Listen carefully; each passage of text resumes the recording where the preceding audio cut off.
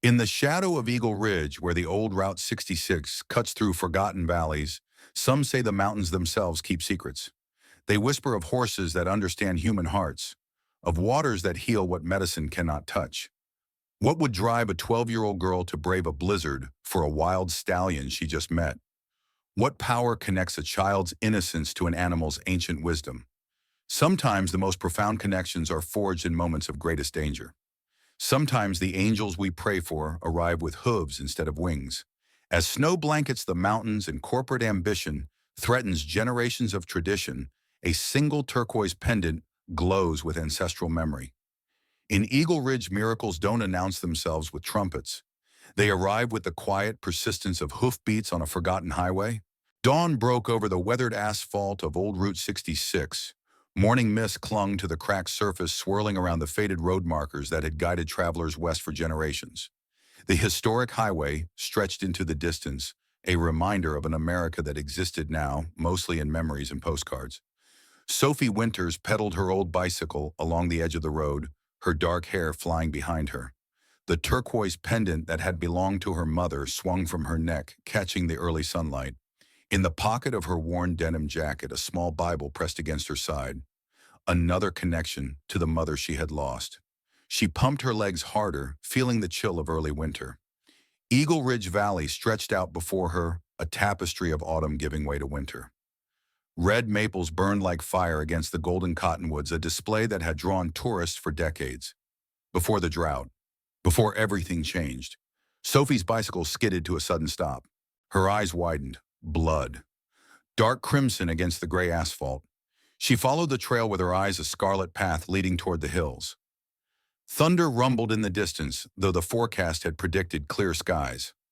Sophie looked up to the ridge where the sound had come from. There, silhouetted against the gathering clouds, stood a horse unlike any she had ever seen. Coal black and powerful, its coat gleaming even in the dim light. The stallion stared directly at her, unmoving, its gaze intense and knowing. "Mom," Sophie whispered, her breath forming a small cloud in the cooling air. "I think I just found one of your angels." Snowflakes began to fall weeks earlier than predicted. As Sophie stepped closer, she noticed another shape beside the black stallion. Smaller, golden in color, a foal. It was lying down, struggling to rise. Sophie edged closer, and now she could see the injury. A deep gash along the foal's flank, and something else, a mark on its neck. Not natural, but placed there. NT-07 stood out against the golden coat. "It's okay," she whispered, though she wasn't sure if she was speaking to the injured foal or to herself. "I'm going to help you." The black stallion pawed at the ground, its eyes never leaving Sophie. Horizon Farm stood as it had for 3 generations of Winter's women, a collection of weathered buildings with a large central barn, all nestled against the protective embrace of Eagle Ridge. The wooden sign above the entrance read, "Freedom meets responsibility," in hand-carved letters, paint faded but still legible. Inside the fence, Sophie and her grandmother, Margaret Gran Winters, worked together, replacing worn fence posts. Gran, at 72, moved with the efficiency of someone who had spent a lifetime working with her hands. Her silver hair was tied back in a neat braid, and despite the chill, she wore only a light jacket over her flannel shirt. "Hand me that hammer, Soph," Gran said, holding the post steady. As Sophie passed the tool, Gran began to sing softly, "Oh, beautiful for spacious skies, for amber waves of grain." Sophie joined in, her younger voice blending with her grandmother's weathered one, "For purple mountain majesties above the fruited plain." They finished securing the post, then stood back to admire their work. Gran put an arm around Sophie's shoulders. "Your mother always said you had the best singing voice in the family." Sophie leaned into her grandmother's embrace, but remained silent. Mentions of her mother still created a hollow feeling in her chest, like something essential had been carved out of her. They walked toward the barn, passing a row of stables. Sophie's eyes lingered on the empty stall at the end. A plaque beside it read, "Olivia Winters, 1985-2022, the Horse Whisperer." "You're thinking about her again," Gran said softly. Sophie nodded. "I miss her every day." Gran squeezed her shoulder. "She's always with us, Sophie. In the farm and the horses. In you." A memory surfaced in Sophie's mind, clear as if it had happened yesterday. She was 6 years old, standing beside her mother in this very barn. Olivia knelt next to a wounded wild mare, her hands gentle on the animal's neck. "They can feel your fear before you know it yourself," Olivia had told Sophie. "That's why you have to be brave for them, even when you don't feel brave inside." Sophie had watched in wonder as the frightened horse gradually calmed under her mother's touch. It had seemed like magic then. Perhaps it still was. That evening, Sophie stood in her room staring at her mother's old tack box. She ran her fingers over the worn leather saddle that hung on the wall, untouched for nearly a year. Since the accident, since her mother had vanished in the mountains during a storm, her body never recovered. Sophie hadn't ridden since. The thought of climbing onto a horse without her mother's encouraging voice nearby made her stomach twist with anxiety. The horses had been her passion once. Now they were painful reminders of what she'd lost. "Sophie, dinner's ready," Gran called from downstairs. Before leaving, Sophie paused at her desk, pulling out a small journal bound in blue leather. She opened it to a fresh page and wrote, "Day 387 without Mom. I still miss you. I'm still looking for signs."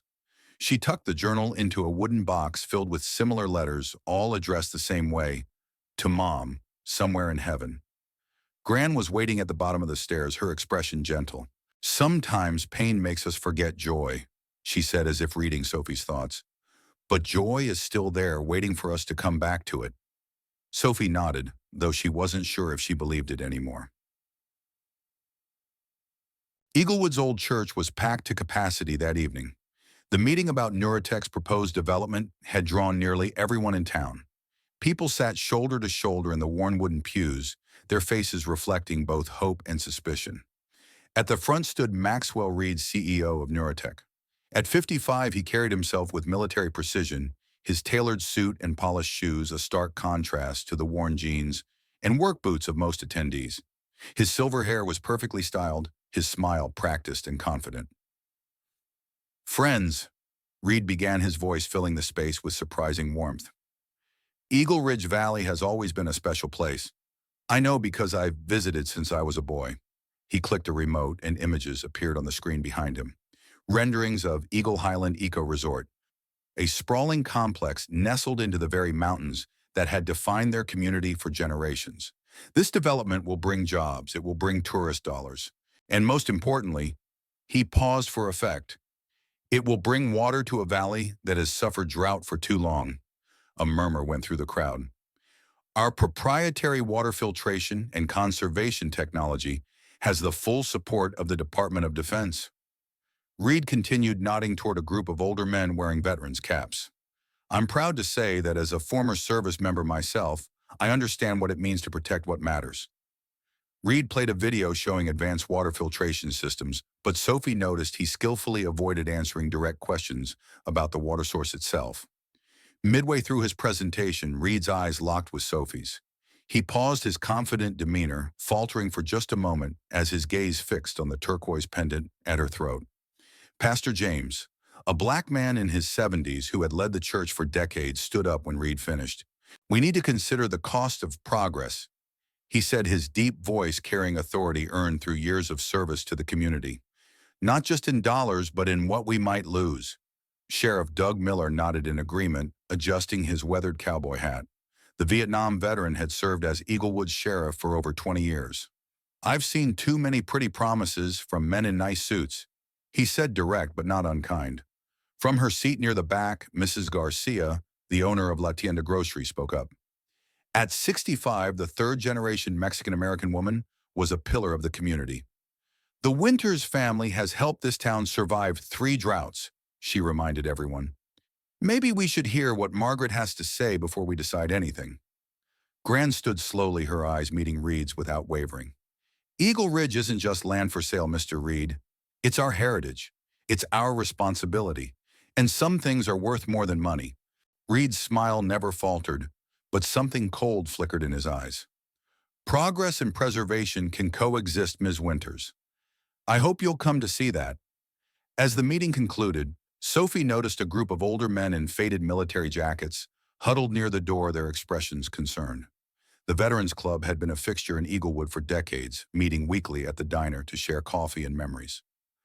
A real military man doesn't use his service to sell things, one muttered as Reed passed. Something's not right about that fellow. Outside the church, Sophie could see the reality of Eaglewood's struggles. Storefronts sat empty along Main Street. Fields that should have been green lay brown and fallow. Signs everywhere reminded residents to conserve water. The drought had stretched on for 3 years now, pushing the small town to its limits. Chapter. Dr. Nathan Collins approached Grant as people filed out of the church. At 45, the local veterinarian carried himself with quiet confidence.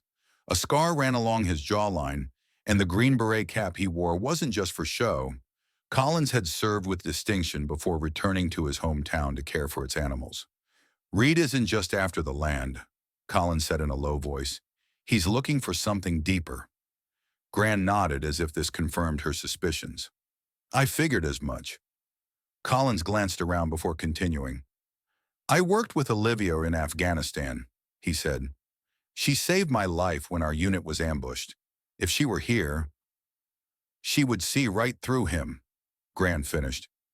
Something passed between them, a look that contained unspoken knowledge. Sophie, watching from a few feet away, couldn't help but feel they shared a secret she wasn't privy to. Sophie, Collins called, noticing her. How are you holding up? I'm okay. She answered automatically the response she'd given hundreds of times since her mother's disappearance. Collins smiled kindly. Your mother was one of the bravest people I ever knew. She had a gift with horses and with seeing the truth in people. I know, Sophie said, though sometimes she wondered if she really did know her mother at all. There were so many questions left unanswered, so many gaps in the story of Olivia Winters. As dusk fell, Sophie returned to the spot where she had seen the black stallion and the injured foal. They were gone, but the blood trail remained, darker now against the thin dusting of unexpected snow.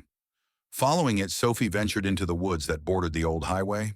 The trail led her to a small ravine between two rocky outcroppings. There in the growing shadows stood the black stallion, standing guard over the golden foal.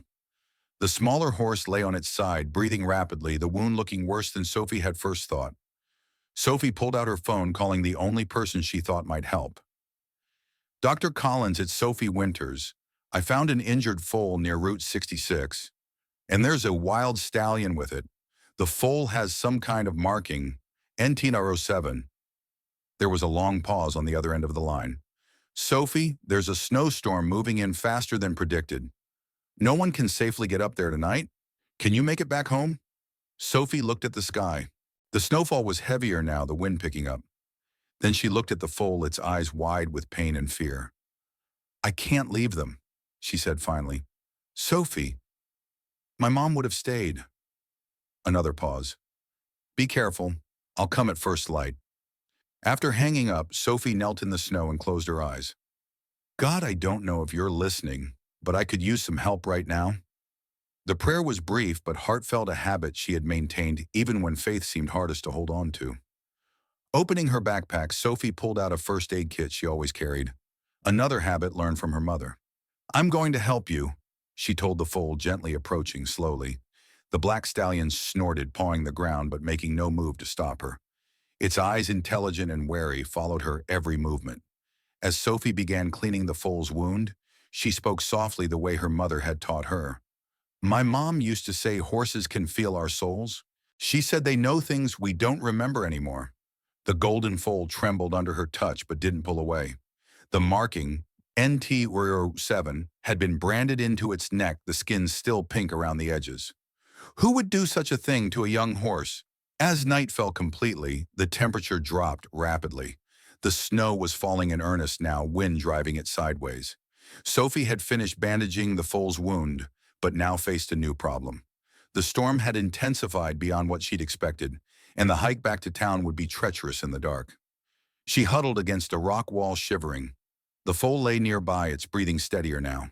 The black stallion stood a few yards away, occasionally shaking snow from its mane. Sophie pulled out her small Bible, its pages worn from years of handling. She read aloud, her voice barely audible above the wind. For he shall give his angels charge over thee to keep thee in all thy ways. The words familiar since childhood brought some comfort, but as the hours passed, the cold began to seep into her bones. Her eyelids grew heavy, her shivering more pronounced. Through the haze of encroaching hypothermia, Sophie was vaguely aware of movement.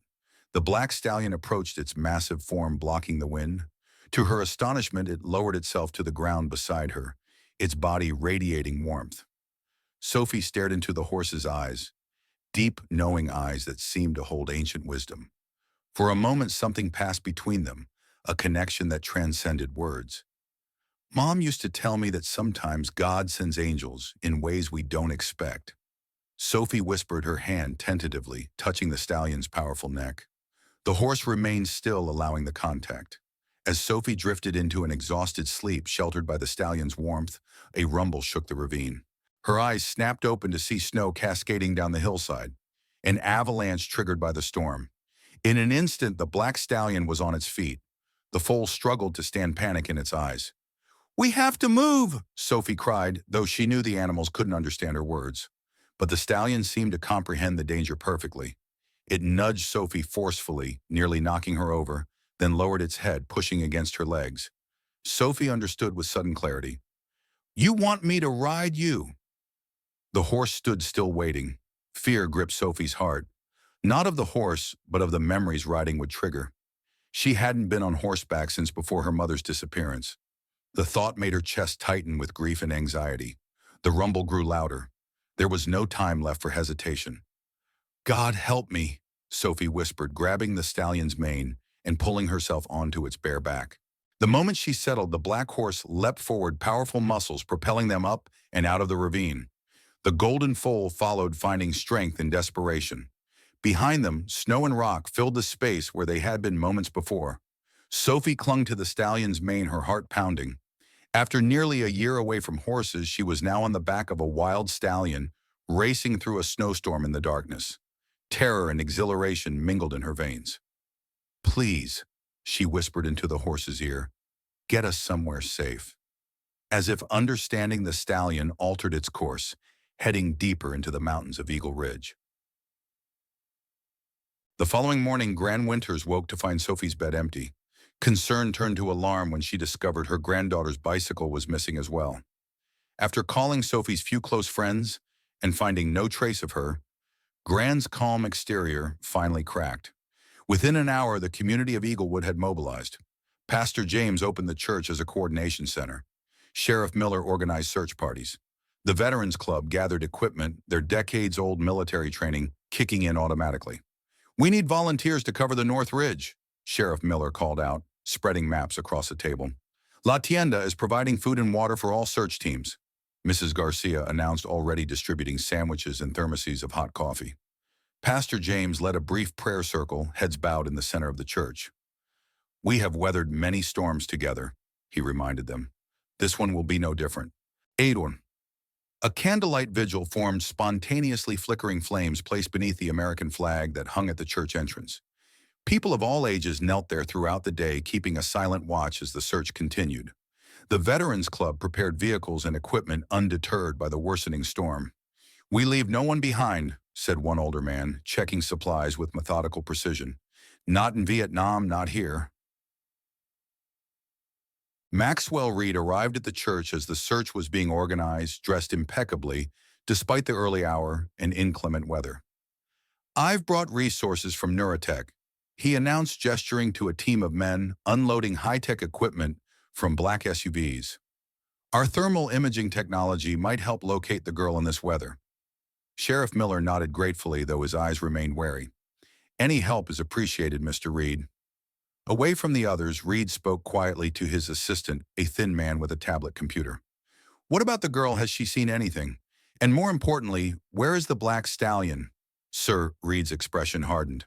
"Activate Protocol Echo. Priority is the equine subject designated NT-01. The girl is secondary." "Yes, sir." The assistant walked away, already making calls. Reed pulled out his phone, checking a tracking application.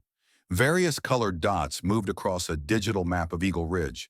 He zoomed in on a particular area, his eyes narrowing with interest. "There you are," he murmured. "Not as lost as you want us to believe." Punanani. Storm had led Sophie deeper into the mountains to a cave hidden behind a stand of ancient pines. The entrance was narrow, barely visible, unless you knew exactly where to look. Inside, the space opened up dry and sheltered from the howling wind outside. The walls bore the faded paintings of indigenous peoples who had found refuge here centuries before.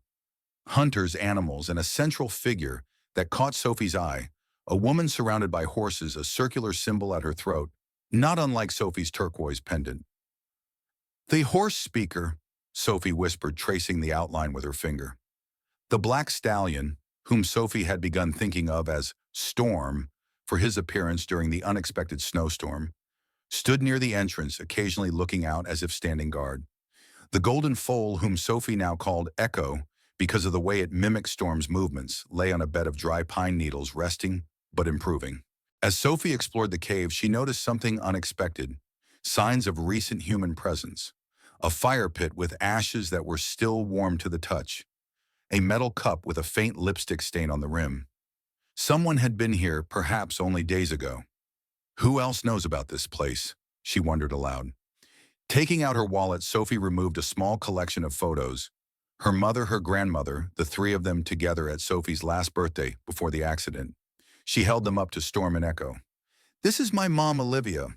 She understood horses better than anyone. She would have known exactly what to do for Echo." Sophie's voice caught. "She disappeared in these mountains during a storm. They never found her body." Sophie pulled her knees to her chest, fighting back tears. "I keep writing her letters. Gran says it helps with grief, but sometimes I feel like she's still out there somewhere, watching over me." Storm approached, his movement almost silent despite his size. He lowered his head, breath warm against Sophie's cheek. She reached up hesitantly, touching the sleek black coat. "You remind me of her somehow," Sophie whispered. "Strong but gentle, wild but knowing." As daylight filtered through the cave entrance, Sophie noticed something on Storm's shoulder. A mark similar to Echo's, though partly obscured by an old scar. Through the damaged tissue, she could make out NTO1. "You were the first," Sophie realized. "Whatever Echo is part of you were the beginning." Storm shied away when she tried to touch the mark, a flash of fear in his eyes. So human-like it startled her.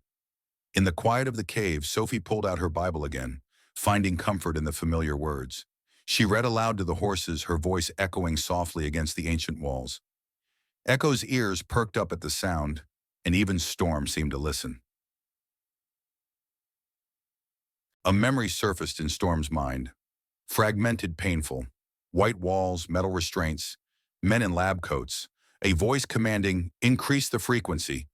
Pain had lanced through his skull, sounds becoming unbearable. Then a woman's voice, soft, different. Hands removing the equipment from his head. The scent of turquoise and sage. The girl before him now carried that same scent. Daughter of the woman who had freed him. He could sense the same spirit in her, the same ability to understand. Storm moved closer to Sophie, allowing her to touch his neck, a trust he had granted no human since his escape. When she played music from her phone, a soft melody with guitar and violin, he noticed Echo responding, moving in rhythm to specific frequencies. When Sophie's hand accidentally brushed against the old marking on his shoulder, Storm flinched. Not from pain, but from the flood of memories the touch triggered. The tests, the training to respond to sonic commands. The others who had not survived the process, the woman, Olivia, had understood, had helped him escape, had protected him from the men who saw him only as an experiment. And now her daughter was here carrying the same ancient connection to his kind. As Sophie tended to Echo's bandages, she discovered a small metal box wedged behind a rock near the back of the cave. Her hands trembled as she opened it. Inside lay an FBI identification card with her mother's photo. Olivia Winters, Special Agent. Beside it, coded notes in her mother's handwriting. Project Echo extends beyond animal subjects. Reed is experimenting on veterans. Sophie's breath caught in her throat. Her mother, an FBI agent. How was that possible? The Olivia she knew had been a horse trainer, a devoted mother, a woman who loved the land and the community. At the bottom of the box was a small storage device and a final note that read, "Eagle returns to nest when storm passes." It was signed simply, "O." "Mom," Sophie whispered, her mind racing. Were you undercover? Is that why? The implications were staggering. If her mother had been investigating Reed, if she had discovered something dangerous, perhaps her disappearance wasn't an accident after all. Sophie tucked the items into her pocket, new determination replacing her fatigue. She needed to get this information to someone who could help, perhaps Dr. Collins or Sheriff Miller. But first, she needed to find a way down the mountain through the snowstorm. At Horizon Farm, Gran paced the kitchen, her usual composure shattered by worry. The phone rang, and she snatched it up immediately. "Any news?" she demanded. "Nothing yet," came Sheriff Miller's voice. "But Reed's people have some kind of tracking system. They seem confident." "Too confident," Gran muttered. "Doug, I don't trust him. Something's not right." After hanging up, Gran was startled by a knock at the back door. Dr. Collins stood there, snow-dusting his shoulders, his expression grave. "Margaret, we need to talk. About Reed. About Olivia." Gran's eyes narrowed. "Come in, Nathan." Once inside, Collins didn't waste time. "Reed and I served together in a special unit researching sonic weapons. Olivia discovered he was using the technology to affect the brain patterns of veterans. Called it Project Echo." "How do you know all this?" Gran asked, though her tone suggested she already knew the answer. Collins looked away. "I lost my leg because of Reed. Olivia lost her normal life because of him. She found evidence he was experimenting on soldiers with PTSD, using sound frequencies to alter their brain chemistry." Gran was silent for a long moment. "I know Olivia is alive," she finally said. "She made me promise not to tell Sophie to protect her." Collins nodded, unsurprised. "Then you also know what's really at stake here. Reed isn't just after land or water. He's looking for what Olivia took from him. Proof that could destroy everything he's built. And now Sophie is out there, possibly with the very evidence Reed is desperate to find." Gran said, fear evident in her voice. "We need to find her before he does." In his hotel room, Reed stared at a photograph of a young man in military uniform. His son, Jason. The boy's smile didn't reach his eyes, already haunted by what he had seen in Afghanistan. Reed traced the outline of his son's face with his finger. "I promised you, Jason, no one else will suffer like you did." The memory was still raw. Finding his son's body, the suicide note that read simply, "The sounds won't stop, Dad. I can't live with the noise in my head anymore." Reed had held his son's body, making a vow. "You won't be the last one, son. I will find a way to heal damaged minds." Now in his laboratory, Reed watched as technicians adjusted equipment, measuring sound frequencies beyond human hearing. "Horses can detect frequencies we can't perceive," he explained to a colleague.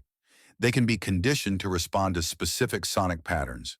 If we can use that same technology on human brain patterns." "Adam, sir, is this really about helping veterans?" a young technician asked hesitantly. Reed's expression hardened. "Those veterans are in pain. They need control to stop harming themselves." Looking at his son's photograph again, Reed whispered, "Sometimes we must sacrifice freedom for safety. That's what America needs now." The irony wasn't lost on him, that his pursuit of control had begun with the deepest love for his only child, that his desire to help had led him down a path others would condemn. But he couldn't stop now, not when he was so close to finding what he needed. The water source the indigenous people called healing waters, with properties his tests showed could regenerate damaged neural tissue. Combined with his sonic technology, it could revolutionize treatment for PTSD. It could save thousands from his son's fate. The fact that it required control of Eagle Ridge, that it might displace a few locals, that it had already cost lives, these were acceptable losses in the greater calculus of his mission. "Find the girl," he instructed his team, "and find that stallion. NTO1 is the key to everything." As the second day in the mountains dawned, Sophie's condition worsened. The cut on her leg from their escape had become infected, fever setting in overnight. She shivered despite the warmth of the small fire she had managed to build. Storm watched her with evident concern, his intelligent eyes tracking her weakening movements. Suddenly, he nudged Echo to stay in the cave and disappeared outside. When he returned an hour later, he carried something in his mouth, a bundle of herbs Sophie didn't recognize. He dropped them at her feet, then nudged them toward her leg wound. You want me to use these? Sophie asked, her voice weak with fever. Storm nudged the herbs again, insistent. Sophie crushed the plants as best she could, applying them to her infected cut. The relief was almost immediate, a cooling sensation that seemed to draw out the heat and pain. How did you know? She whispered in wonder. As her fever began to break, Sophie placed her hand on Storm's neck in gratitude. The moment their skin connected, a strange sensation washed over her. Not quite vision, not quite memory, but something in between. She saw horses running free across an open plain. She felt wind and speed and freedom. Then the image shifted. She saw her mother, younger than Sophie, remembered her tending to a wounded black foal. Storm. Mom saved you, didn't she? Sophie whispered.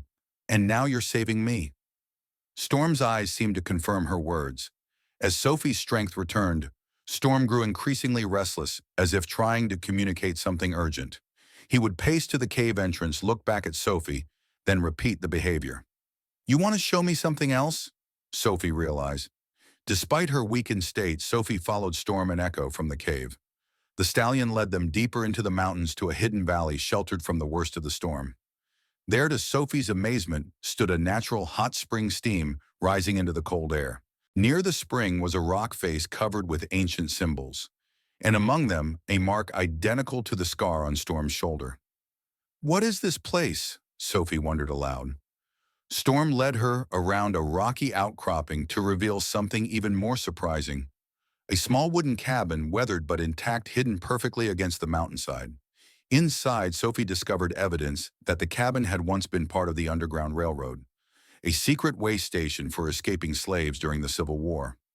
Notes and maps from that era had been preserved carefully, but there were newer additions as well.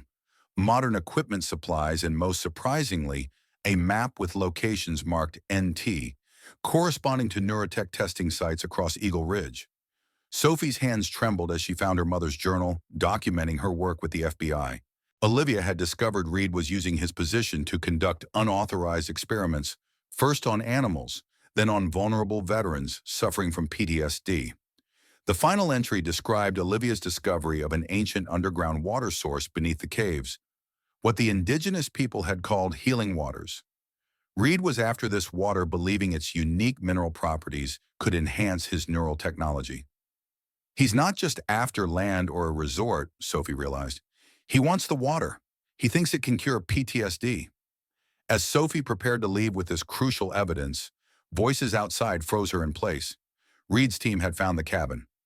Search everything, came Reed's voice. Find the girl and the horse. No witnesses. Sophie's heart pounded as she slid beneath the cabin's raised floor, watching through cracks as boots moved across the wooden planks above her. She covered her mouth to stifle her breathing, tears of fear sliding silently down her cheeks. Sir, there's evidence someone was here recently, one of the men reported. Find them, Reed ordered. The girl and that horse are the key to everything I've worked for. When the men moved to search outside, Sophie slipped through a hidden trapdoor that led to a narrow tunnel.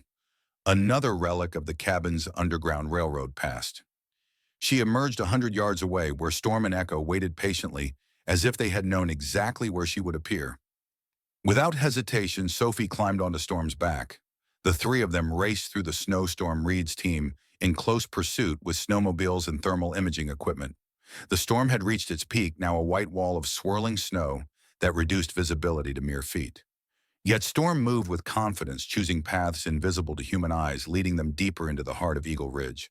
Behind them, engines roared as Reed's team gave chase, determined not to lose their quarry in the blinding white of the mountain blizzard. The blizzard enveloped Eagle Ridge in a shroud of white. Through this frozen curtain, Storm galloped with unwavering determination, Sophie clinging to his mane. Echo followed close behind, his golden coat barely visible through the swirling snow. The roar of engines pursued them, mechanical predators hunting through the storm. Sophie's fingers had gone numb, her face raw from the stinging ice. Yet something beyond fear propelled her forward, a certainty that what she carried now was worth the risk. Her mother's journal, the evidence, the truth. We need to lose them, she whispered into Storm's ear, though she had no idea how to outrun snowmobiles and thermal imaging. As if understanding, Storm veered sharply down a narrow ravine, one barely wide enough for a horse to navigate. Behind them, the engines faltered, then revved louder, finding alternate routes. Storm snorted, then did something Sophie wouldn't have believed possible. He deliberately kicked a drift of snow, sending a small avalanche behind them that partially blocked the ravine. "You're incredible," Sophie breathed. Storm led them through a maze of narrow passages, each turn seeming random yet purposeful. Sophie realized he wasn't running blindly. He was executing a strategy using the terrain he knew intimately to confound their pursuers. Suddenly, Sophie slipped from Storm's back, her weakened leg giving way as they leaped a fallen log. She tumbled into the snow, pain shooting through her ankle as she tried to stand. The wound that had been infected earlier had reopened, blood staining the white snow crimson. "Go!" she urged Storm, hearing the engines growing closer again. "Take Echo and run." Storm stood his ground, refusing to leave. His dark eyes held Sophie's, conveying a resolution that transcended the barrier between human and animal. He lowered himself to the ground beside her, making his intention clear. With the last of her strength, Sophie pulled herself onto Storm's back once more. This time he moved with deliberate care, finding paths that required less jumping, less jarring motion. Behind them, a snowmobile broke through the trees. A spotlight cut through the snowfall, catching them in its harsh beam. "There!" a voice shouted. "Subject NT-01 and the girl." Storm surged forward, his powerful muscles straining. They plunged into a thicket of pines so dense the branches formed a natural barrier. The snowmobile couldn't follow, but the men dismounted, continuing on foot. Sophie's vision began to blur, the cold and blood loss taking their toll. She leaned forward, burying her face in Storm's mane, feeling the strength ebbing from her limbs. "Please," she whispered, no longer sure if she was speaking to Storm or offering a prayer. "I can't." Shanain. The world tilted, darkness creeping in at the edges of her vision. The last thing Sophie registered was Storm's steady heartbeat beneath her, and the strange, almost musical sound he made, a tone unlike any hoarse vocalization she'd heard before. Then consciousness slipped away entirely. Gran stood at the window of Horizon Farm, watching the blizzard with growing dread. The search parties had been forced back by the ferocity of the storm, all except Reed's team with their specialized equipment. "They're still out there," Colin said, coming to stand beside her. "Reed won't give up easily." "Neither will Sophie," Gran replied, her voice steady despite her fear. "She's like her mother that way." Colin studied the older woman's profile. "How long have you known about Olivia being alive?" Gran sighed, her breath fogging the cold glass. "Since 3 weeks after the accident. She contacted me through an old friend, said it was the only way to keep Sophie safe while she gathered evidence against Reed." "And you've kept this secret all this time, even from Sophie." "It's been the hardest thing I've ever done," Gran admitted, her composure finally cracking. "Watching that child grieve, write those letters, knowing her mother was alive but couldn't reach out to her." Collins placed a hand on Gran's shoulder. "You did what Olivia asked because you knew the stakes." Gran nodded. "Reed isn't just another corporate villain, Nathan. What he's doing, experimenting on veterans, on animals, it's about control. Absolute control." "I know." Collins's hand unconsciously moved to his leg, where an advanced prosthetic replaced the limb he'd lost. "I was one of his early test subjects. The frequencies they used, they could incapacitate a man, instantly control his muscular responses, even influence emotional states." A knock at the door interrupted them. Sheriff Miller stood on the porch, snow coating his weathered cowboy hat. "The Veterans Club is organizing their own search," he reported. "They're not waiting for the storm to pass." "That's suicide," Collins protested. Sheriff Miller shrugged. "Try telling that to men who survived Quezon and the Mekong Delta. They're gathering at the church now." Gran reached for her coat. "Then we'd better join them." At Eaglewood's small church, a remarkable scene unfolded. Despite the raging blizzard, nearly the entire town had assembled. Pastor James moved among them, offering words of encouragement and prayer. Mrs. Garcia distributed hot food from large containers, refusing to let anyone leave hungry. Most striking was the gathering of elderly veterans, many in their 70s and 80s, checking equipment with the precision of men half their age. They had retrieved faded military gear from attics and basements, parkas with unit patches, cold weather boots, communication devices. One man, well into his 80s, carefully folded an American flag and placed it in his pack. When he saw Collins watching, he explained, "Carried this through Nam. Figure it might bring the girl luck." Another veteran was organizing topographical maps of Eagle Ridge. "I did recon in Korea," he told the others. "These mountain formations ain't so different." Sheriff Miller addressed the group. "Reed's people have the advantage with their technology, but we have something better. We know these mountains, and we know what it means to leave no one behind." A cheer went up from the assembled veterans. "Old Man Jenkins has his snowcat ready," Sheriff Miller continued. "It can get us to the North Ridge Trail. From there, we split into teams."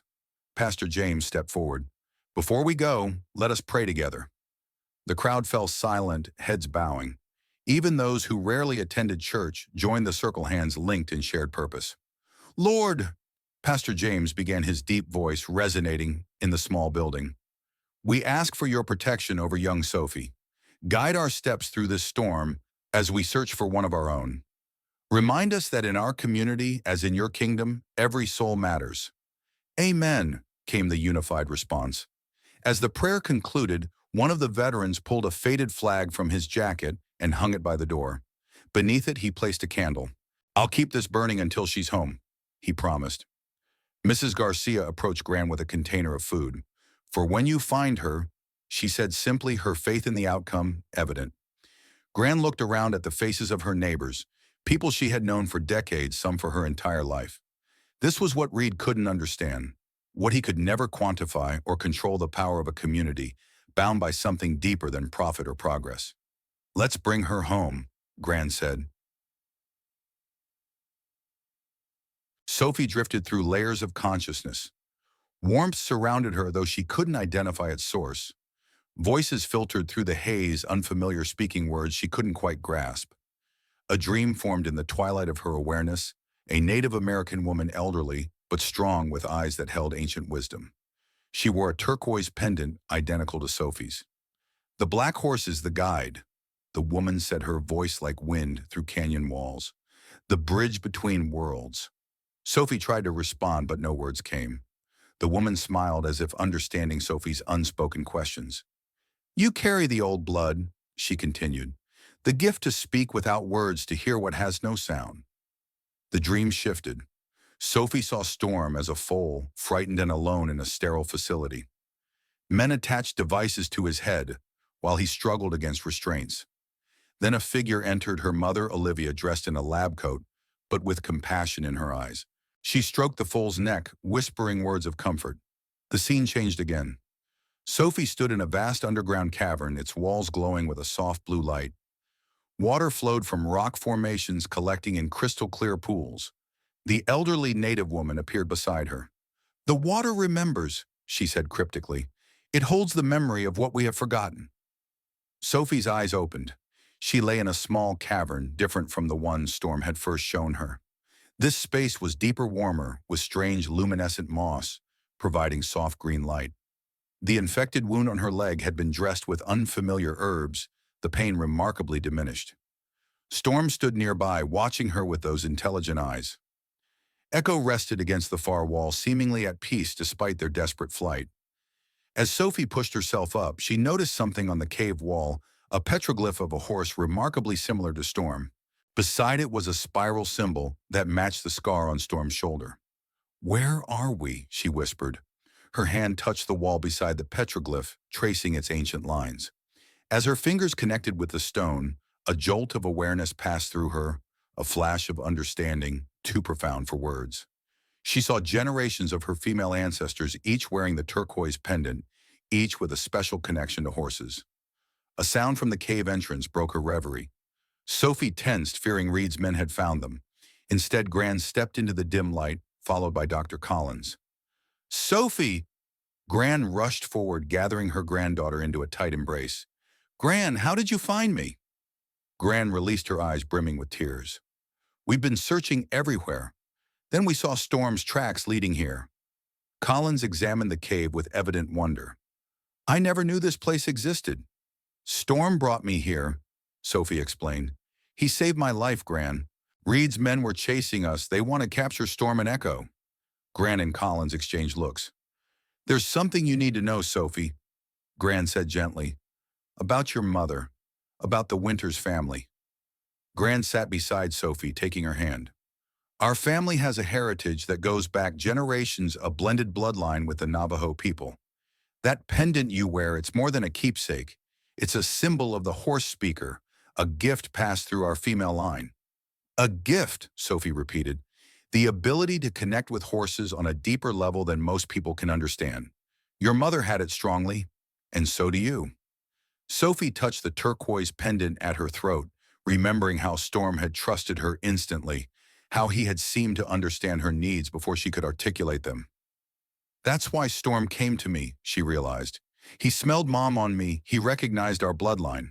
Gran nodded. The scent, yes, but more than that. He sensed your spirit, the same gift your mother used to help him escape from Reed's facility. Collins moved closer, his expression serious. Sophie, what you've stumbled into is bigger than you know. Reed isn't just building a resort.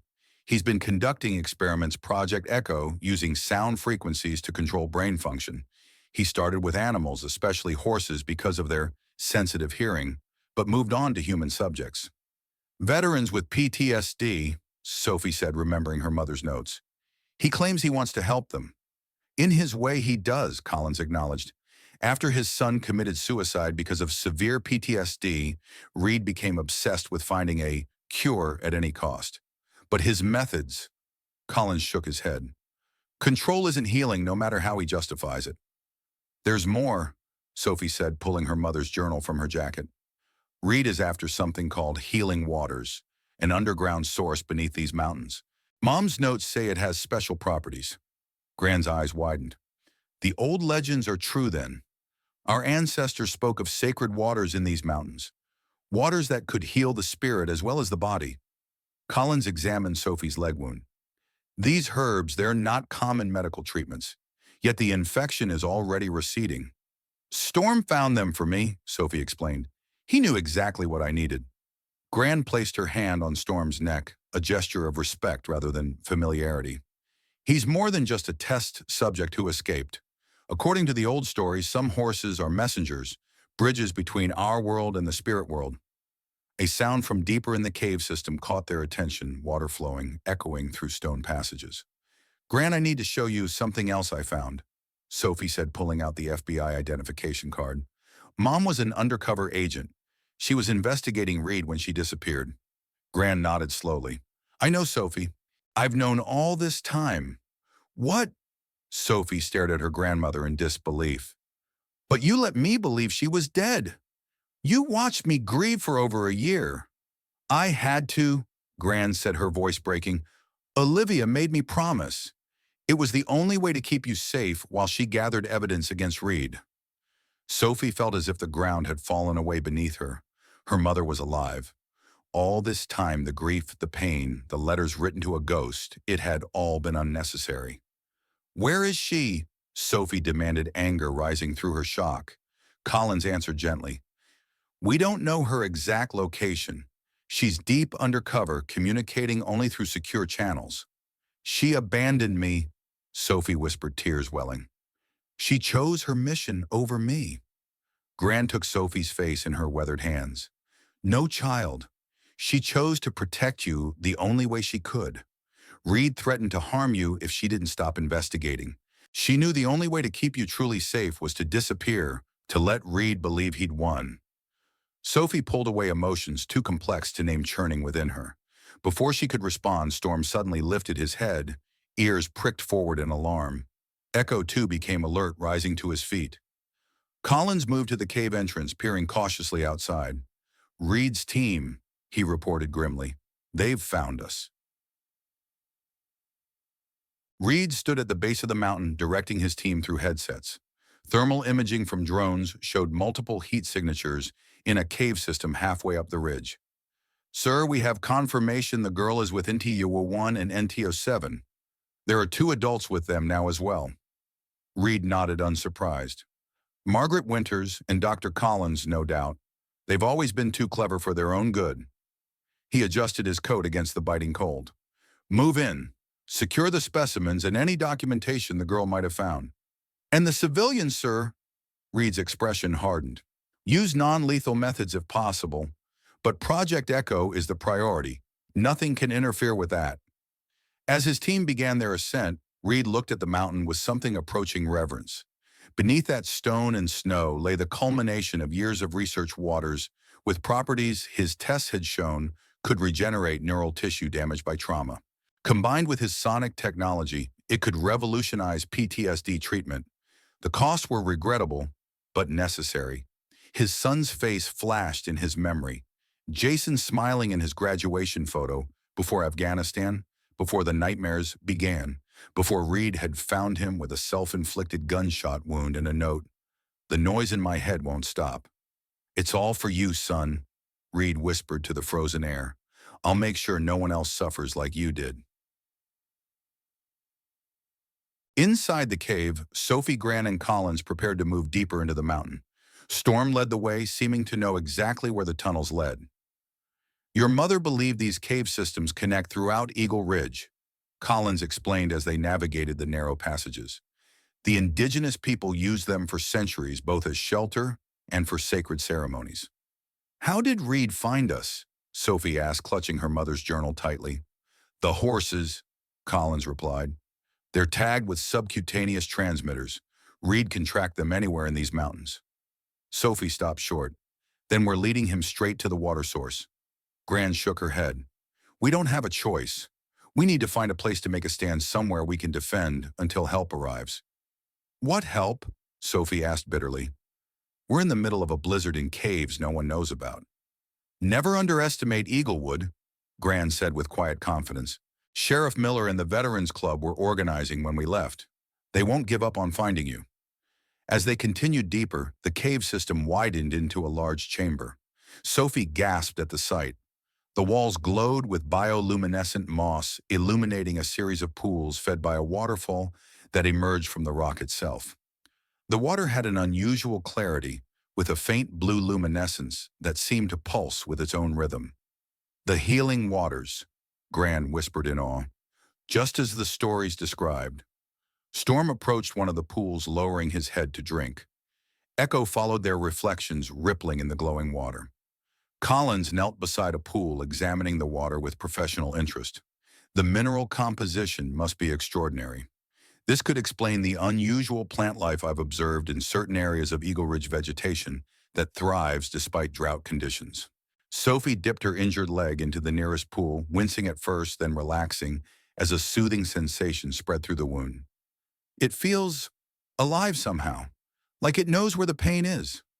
A sudden noise echoed through the chamber, footsteps approaching rapidly from the tunnel they had used. They're here, Colin said grimly, pulling a small handgun from beneath his jacket. Get behind me. Gran guided Sophie toward the far side of the chamber, where a smaller tunnel offered a potential escape route. Storm and Echo positioned themselves protectively in front of them, Storm's posture alert and defiant. Reed entered, first flanked by 4 men in tactical gear. His eyes widened momentarily at the sight of the glowing pools, then focused on Sophie. Miss Winters, he said, his tone almost conversational. You've led us on quite a chase. Stay back, Collins warned, raising his weapon. Reed seemed unconcerned by the gun. Dr. Collins, still fighting old battles, I see. Though I'd have expected gratitude, the prosthetic technology you're using came from our research division. Technology developed by experimenting on unwilling subjects, Collins replied coldly. Reed sighed as if disappointed by their inability to understand. Everything I've done has been in service to a greater purpose. These waters, combined with my sonic technology, could save thousands of veterans from suicide. By controlling their minds, Sophie challenged, stepping forward despite Gran's restraining hand.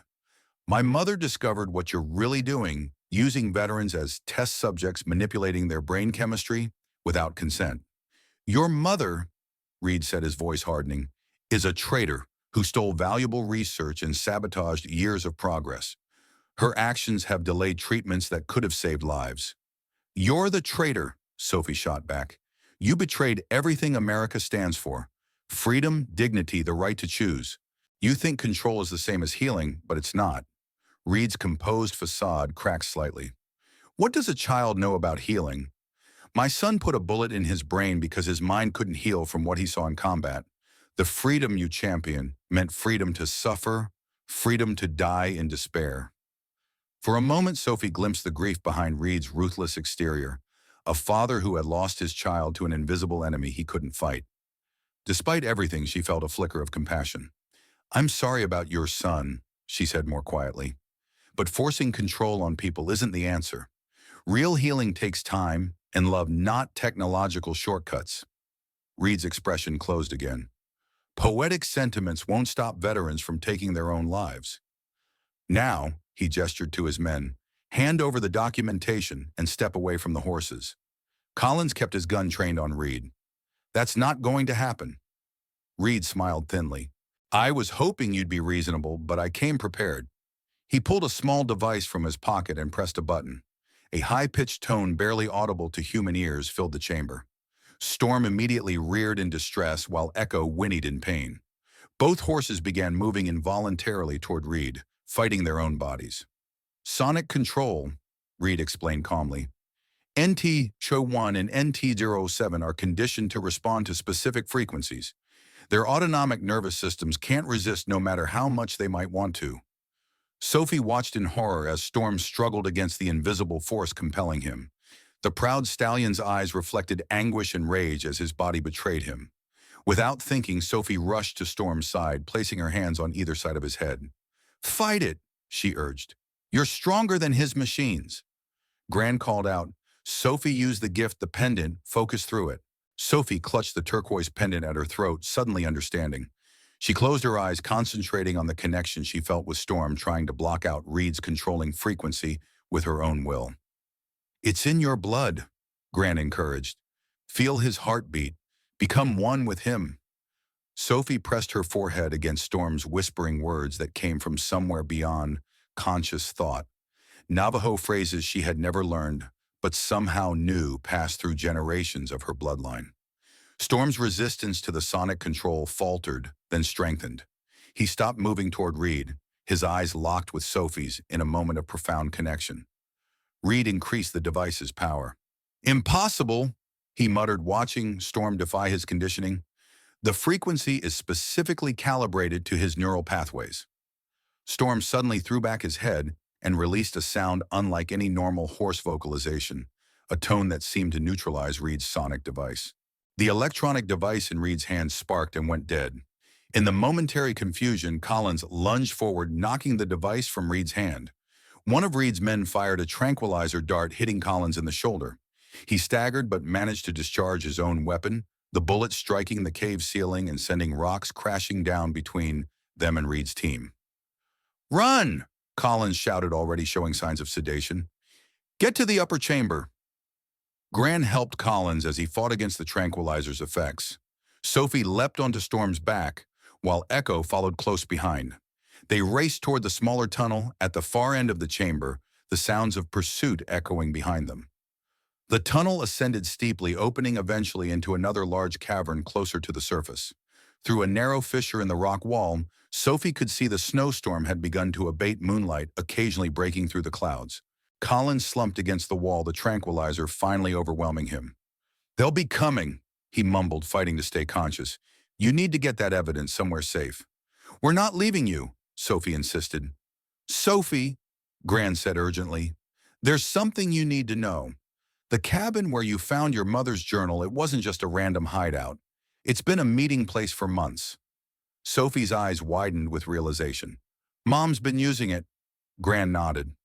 "She leaves messages there, checks for responses. If anyone knows how to stop Reed permanently, it's Olivia." "But Reed's men will be watching it now," Sophie protested. "There's another way in," Gran explained. "An old tunnel from the Underground Railroad days. Your mother showed it to me years ago." Sophie looked toward the fissure that led outside.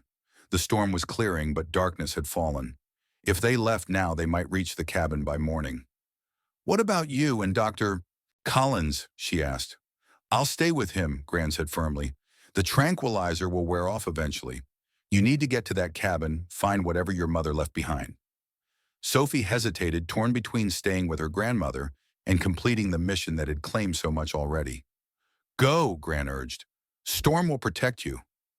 And Sophie, she added, her voice softening, your mother loves you more than anything in this world. Remember that no matter what you discover.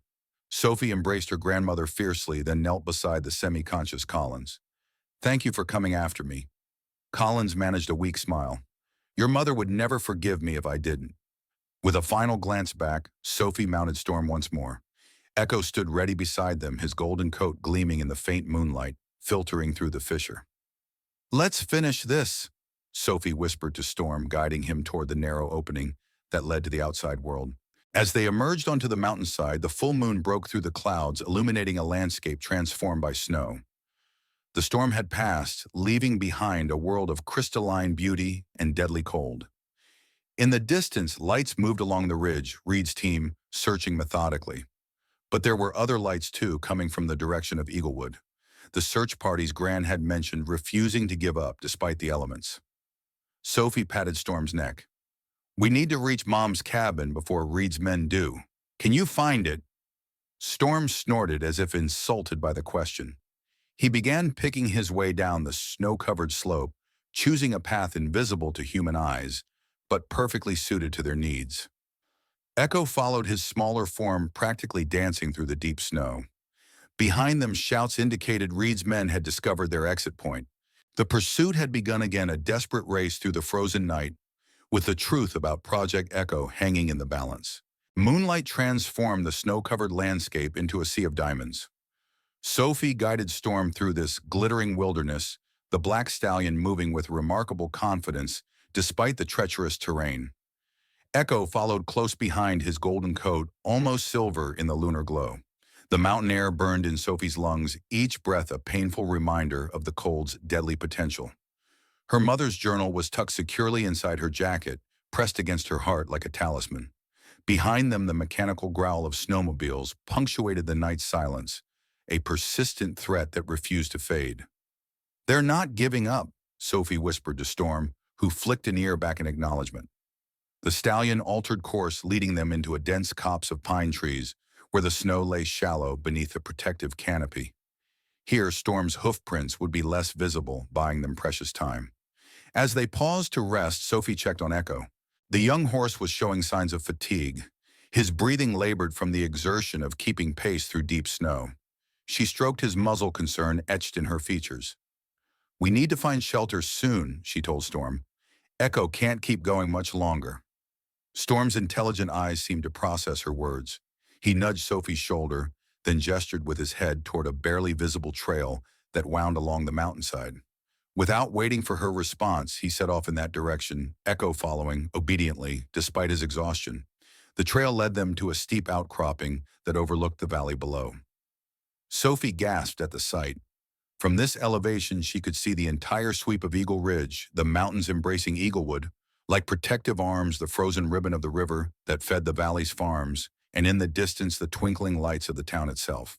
More surprising were the other lights, dozens of them moving in organized patterns across the landscape. The search parties from Eaglewood had not abandoned their mission, despite the dangerous conditions. They were still looking for her, these neighbors and friends who refused to surrender one of their own to the night. A wave of gratitude washed over Sophie, tempering the bitter cold with unexpected warmth. She wasn't alone in this fight. An entire community stood with her, even if they didn't fully understand what was at stake. Storm whinnied softly, reclaiming her attention.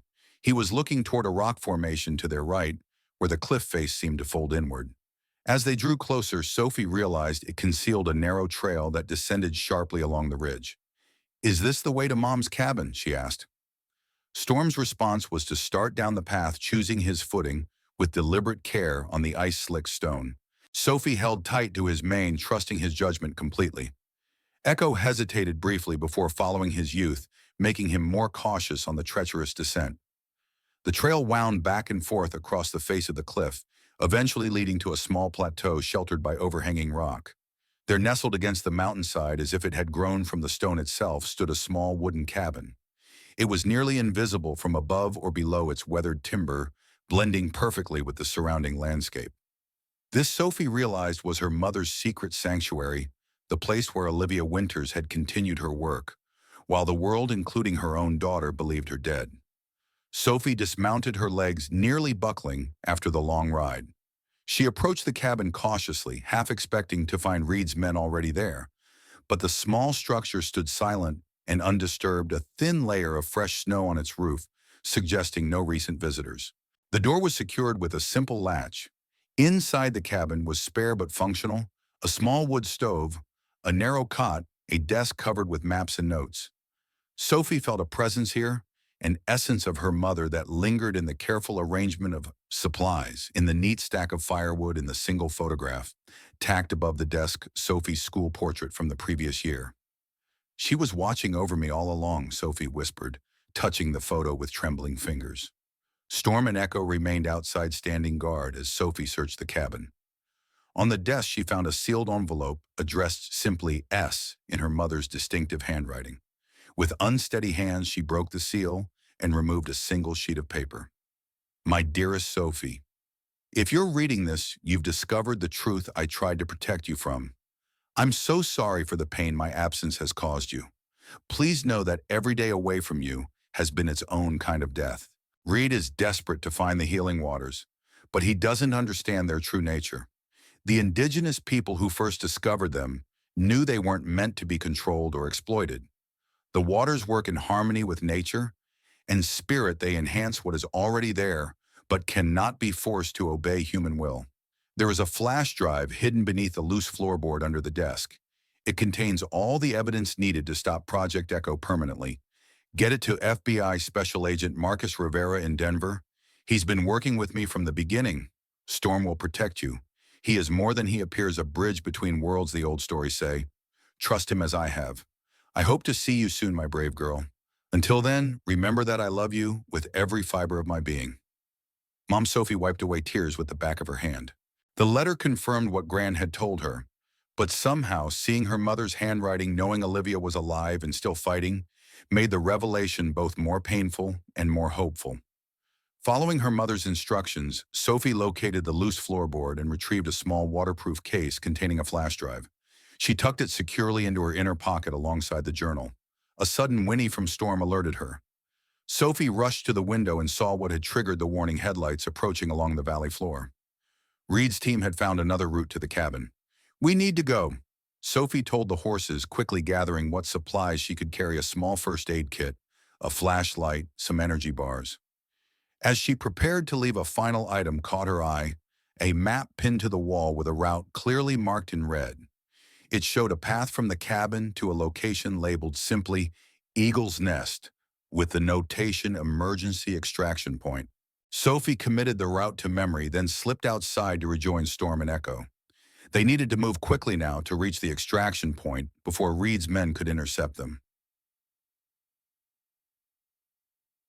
Sheriff Miller led the Veterans Club search party through the freshly fallen snow, their determination undiminished by the challenging conditions.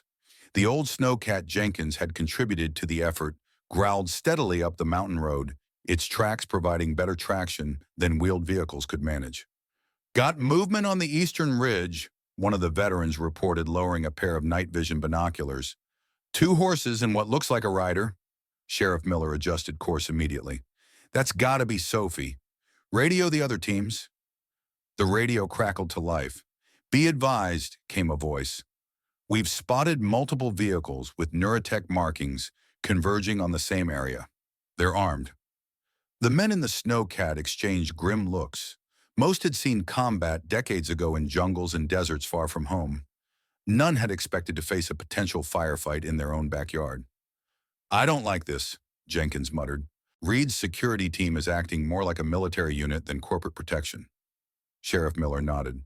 They're not after a lost girl. They're hunting something bigger. Well, they'll have to get through us first, declared an elderly veteran, checking the hunting rifle he'd brought along. I didn't survive Quezon to let some corporate thug terrorize our kids. Let's not escalate unless absolutely necessary, Sheriff Miller cautioned, though he made no move to discourage the men from preparing their weapons. Our priority is getting Sophie home safely. The snowcat pressed onward, its headlights carving a path through the darkness toward the ridge where Sophie had been spotted. Reed stood at the base camp his team had established, studying the topographical display on a tablet computer. Multiple blinking dots showed the positions of his search teams converging on the cabin where NT-01's tracking signal had been detected. Sir, his assistant reported, Team 2 reports movement at the Winters cabin. The girl appears to be heading northeast along the ridge. Reed zoomed in on the map, noting the terrain features in that direction. There's nothing out there except... Wait. His eyes narrowed as he recognized a particular formation. That's federal land, an old fire watchtower converted to a ranger station. It would make a perfect extraction point. Extraction, sir? Reed's expression darkened. Olivia Winters is alive. She's been working with federal authorities all along, gathering evidence against us. The girl is trying to reach her mother. Should we alert all teams to intercept? No, Reed decided after a moment's thought. Too many variables, too much potential for witnesses. Have Team 3 continue to the cabin. There may be valuable intelligence there. Teams 1 and 2 will follow me. He reached for his coat. I'll handle this personally. As Reed prepared to depart, his assistant hesitated. Sir, we're picking up multiple civilian search parties in the area. The sheriff's department and local volunteers. Unavoidable complications, Reed muttered. We'll deal with them if necessary. Project Echo is too important to abandon now. Reed checked his sidearm, then retrieved a small case containing several devices similar to the one Sophie had seen him use in the cave. These sonic control units were his insurance policy. As long as he could control NT-01 and NT-07, he maintained leverage over the situation. What the girl and her allies didn't understand was that Project Echo had evolved far beyond its original parameters. The healing waters beneath Eagle Ridge weren't just a convenient natural resource. They were the missing piece in his neural technology. His preliminary tests had shown that the water's unusual mineral composition could enhance the effectiveness of sonic treatments by orders of magnitude. If he could secure the water source and complete his research, the applications would extend far beyond helping traumatized veterans. The ability to influence neural pathways using precisely calibrated sound frequencies, enhanced by compounds derived from the water, could revolutionize treatment for everything from addiction to violent criminal behavior. Control was healing. The girl couldn't understand that. Sometimes freedom had to be curtailed for the greater good. His son might still be alive if such technology had existed sooner.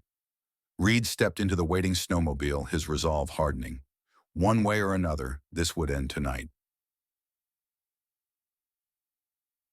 Sophie, Storm, and Echo made their way along the ridge, following the route Sophie had memorized from her mother's map.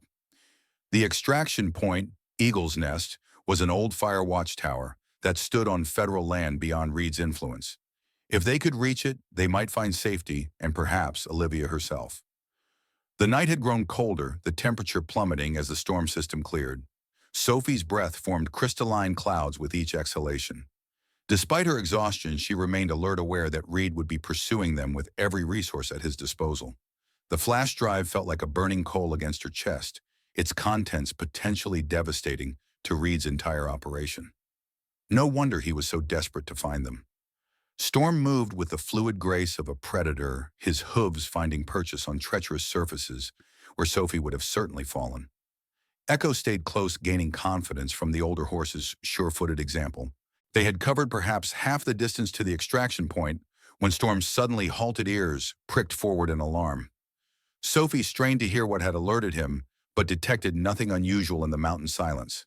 Then she saw it, a drone, small and nearly silent, hovering above the trees to their left. One of Reed's surveillance units, no doubt equipped with thermal imaging to track them through the darkness. "They found us," Sophie whispered. Storm didn't wait for her command.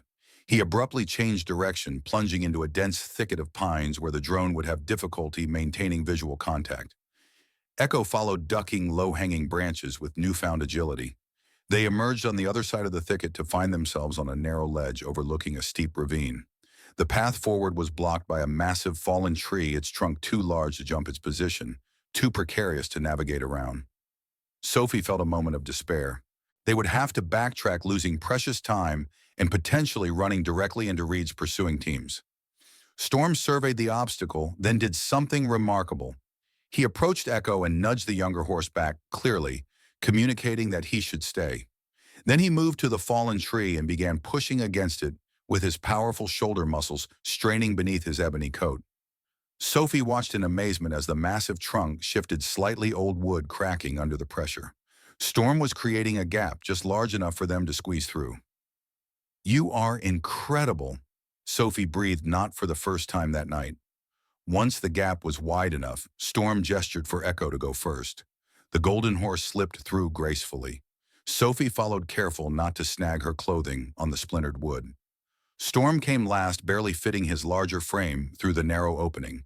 They continued their journey, but Sophie could now hear the distant sound of engines, snowmobiles drawing steadily closer. Reed's team had overcome the obstacle course of the mountain terrain more quickly than she had hoped. The extraction point came into view as they crested a rise. A fire watch tower standing tall on a rocky outcropping, its weathered structure silhouetted against the night sky. A faint light glowed from within, suggesting someone was waiting there. "Mom!"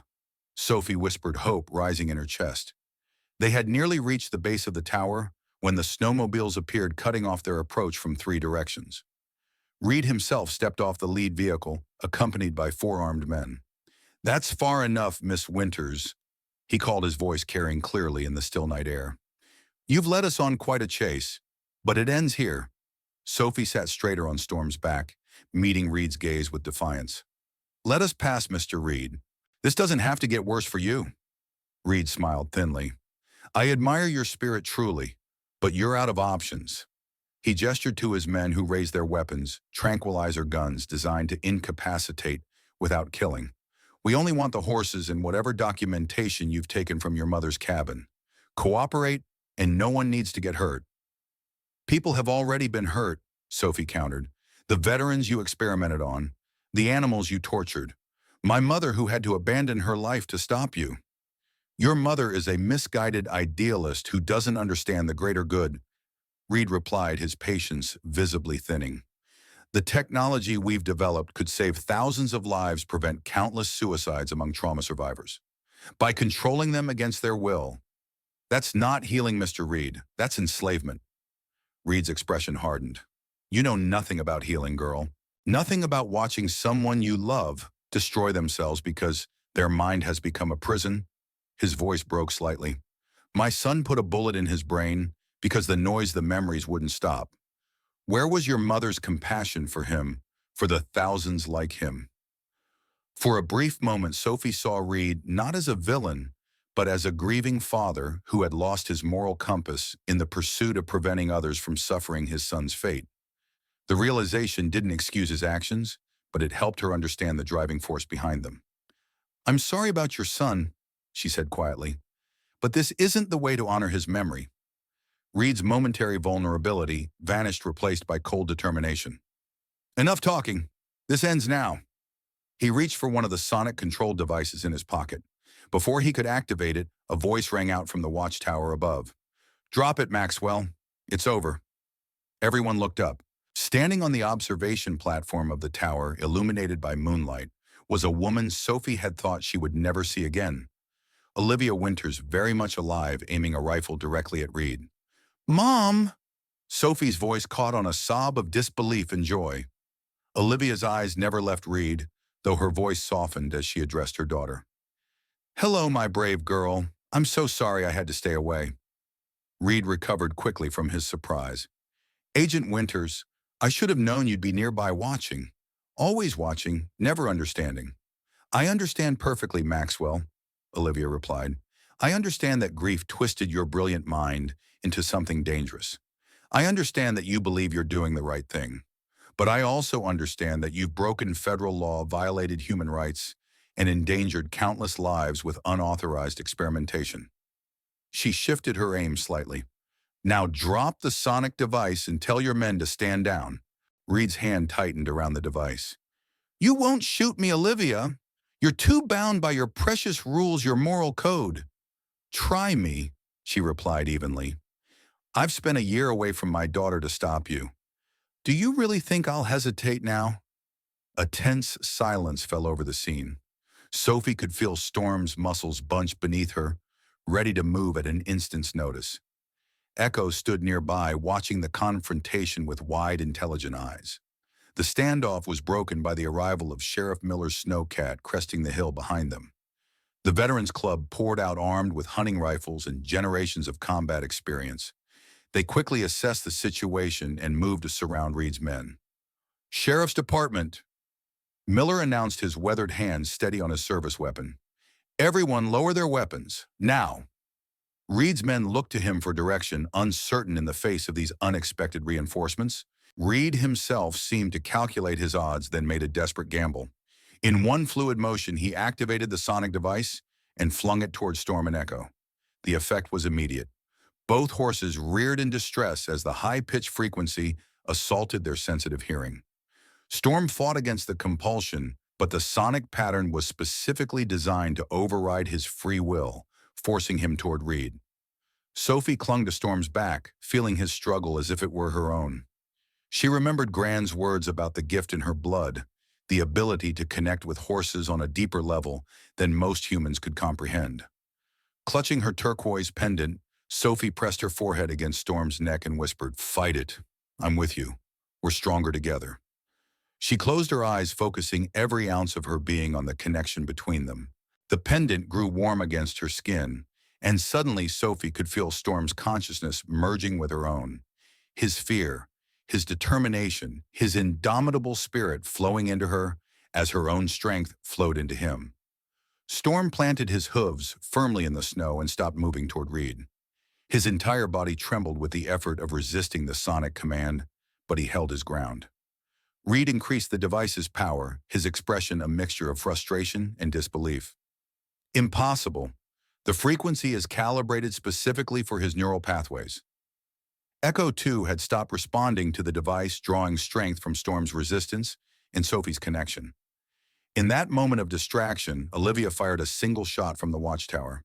The bullet struck with surgical precision, destroying the sonic device in Reed's hand. The sudden silence was almost as shocking as the sound had been. Reed cried out in pain and anger, clutching his injured hand. His men, seeing their advantage evaporate, began to lower their weapons. Sheriff Miller moved in quickly, securing Reed, while the Veterans Club surrounded the remaining Neurotech employees. "Maxwell Reed, you're under arrest for assault trespassing on federal land and whatever other charges the FBI wants to add to the list." As if on cue, the distant sound of helicopter rotors filled the air. A powerful spotlight swept the area as a black helicopter bearing FBI markings descended toward a clearing nearby. Olivia made her way down from the watchtower, never taking her eyes off her daughter. Sophie slid from Storm's back, her legs barely supporting her, as she stumbled toward the mother she had believed dead for over a year. They collided in an embrace so fierce it nearly knocked them both to the ground. Sophie sobbed against her mother's shoulder, a year's worth of grief and longing pouring out in a torrent of tears. "I'm sorry," Olivia whispered again and again, her own cheeks wet. "I'm so sorry, Sophie. It was the only way to keep you safe. I wrote you letters," Sophie managed between sobs. "Every day."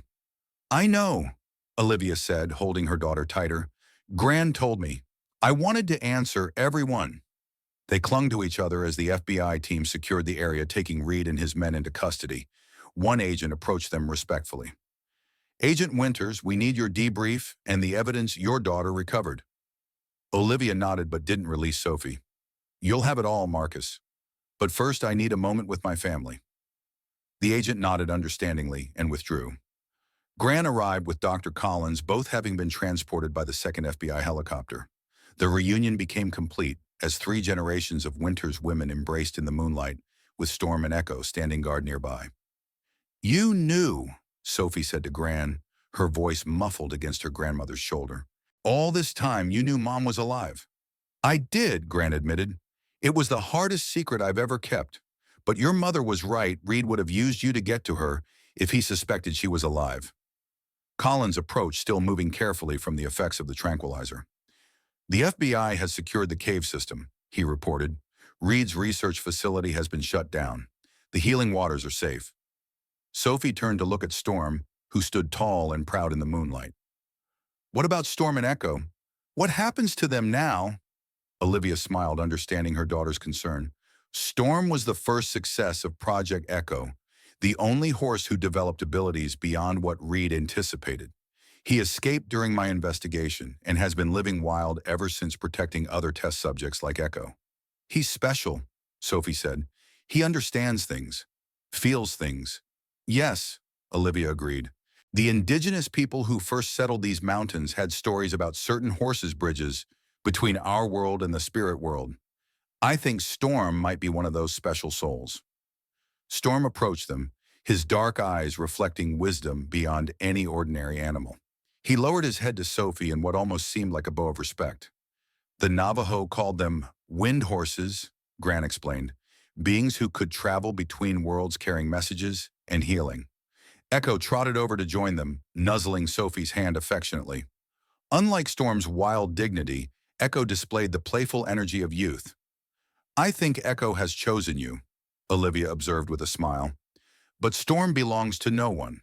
He'll return to the wild places he protects. Sophie nodded understanding. She placed her hand on Storm's powerful neck one last time, feeling the connection between them, a bond that transcended ordinary human-animal relationships. Thank you, she whispered, for everything. Storm's response was a soft whicker that seemed to carry meaning beyond words. Then he turned, trotting a short distance away, before looking back at Sophie one final time. With a powerful leap, he galloped into the darkness, his black form soon lost among the shadows of Eagle Ridge. Sarsonom. 1 year later, spring had returned to Eagle Ridge Valley. The drought had broken with winter rains and snowmelt, transforming the landscape into a tapestry of green. Horizon Farm flourished once more, its fields lush, its pastures filled with horses, both rescued animals and a few special ones being rehabilitated after their rescue from Neuratech's remaining facilities. The Eagle Highland Eco Resort project had been permanently canceled following Reed's arrest and subsequent conviction on multiple federal charges. Instead, the land he had sought to develop had been designated a protected area, with the underground water source placed under joint stewardship of federal authorities and the indigenous tribes whose ancestors had first discovered its healing properties. Eaglewood itself had recovered from the long drought. Main Street showed signs of renewal, fresh paint on storefronts, new businesses opening, the community center expanded with funds from a federal rural development grant. At the church, Pastor James led a special service commemorating the events of that winter night. The Veterans Club sat in a place of honor, their courage and loyalty celebrated by the entire town. Sheriff Miller, typically uncomfortable with praise, accepted a commendation with gruff embarrassment. Sophie, now 13, sat between her mother and grandmother, the 3 generations of Winter's women together at last. She wore the turquoise pendant, proudly understanding now its significance as a symbol of her heritage and her gift. Olivia had returned to Horizon Farm after completing her testimony against Reed and Neuratech. She had resigned from the FBI, choosing instead to focus on rebuilding her relationship with her daughter and expanding the farm's mission to include therapy programs for veterans with PTSD, offering a healing approach based on connection rather than control. Dr. Collins had become a partner in this venture, bringing his veterinary expertise and personal experience with trauma to create protocols that combine traditional therapy with the gentle healing presence of horses. The healing waters, used sparingly and respectfully, enhanced these treatments in ways modern medicine was only beginning to understand. After the service, Sophie rode Echo up to the ridge overlooking the valley. The young horse, now grown into his full strength, carried her with the easy confidence of a mount who completely trusted his rider. His golden coat gleamed in the afternoon sunlight, the NT-07 brand long since obscured by a new growth of hair. Sophie reined Echo to a stop at the highest point where the view encompassed all of Eagle Ridge. In the valley below, the community continued its peaceful Sunday routines, unaware of her watching from above. A movement caught her eye, a flash of black against the green hillside across the valley. Storm appeared on the ridge leading a small band of wild horses. Though distant, his powerful form was unmistakable. Sophie raised her hand in greeting, and to her delight, Storm reared briefly on his hind legs, silhouetted against the sky, an acknowledgement of their enduring connection. Gran was right, Sophie said to Echo, stroking his neck. Sometimes the most wonderful things aren't what we see, but what we feel with our hearts. As if in response, Storm let out a neigh that carried across the valley, echoing off the mountains. Then he turned, leading his band deeper into the wild places of Eagle Ridge, free and majestic against the setting sun. Echo whinnied in return, a melodious sound full of joy. Sophie laughed, feeling the weight of the past year finally lifting completely. The American flag flew from a pole at Horizon Farm, visible even from this distance, a reminder of the values worth fighting for: freedom, justice, community, and family. These mountains had seen many changes, many struggles, but some things remained constant: the bonds between people who cared for each other, the healing power of connection, and the enduring spirit of the land itself. As the sun began its descent, painting the valley in hues of gold and amber, Sophie turned Echo toward home, where her mother and grandmother waited. The legacy of the horse speakers would continue, a gift passed from mother to daughter through generations yet to come.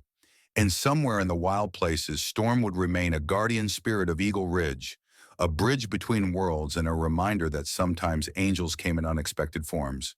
When Sophie Winters climbed onto Storm's back that snowy night, she was searching for a missing horse. Instead, she found her heritage, her mother, and herself. The mountains of Eagle Ridge still stand silent, witnesses to the courage of a community that refused to surrender its soul. The healing waters still flow beneath ancient stone, a reminder that nature's greatest gifts cannot be owned or controlled, only respected and protected.